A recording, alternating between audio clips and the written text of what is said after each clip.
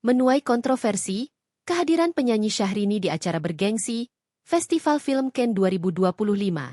Melenggang di red carpet Festival Film Cannes yang digelar di Prancis belum lama ini publik figur tanah air cinta Laura hingga Syahrini.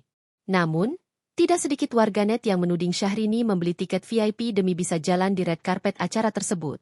Soal penghargaan yang diterima Syahrini, aktris senior Christine Hakim pun memberikan penjelasan.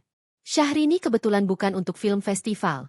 Tapi Syahrini mendapatkan penghargaan, ungkap Christine, dikutip dari YouTube Trans TV Official, Kamis, 22 Mei 2025.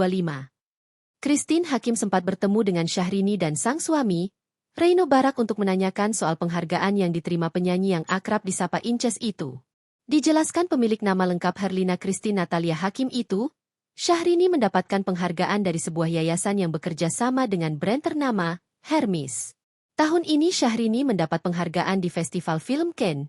Christine mengaku bangga. Lebih lanjut, aktris berusia 68 tahun itu pun membantah Syahrini membeli tiket.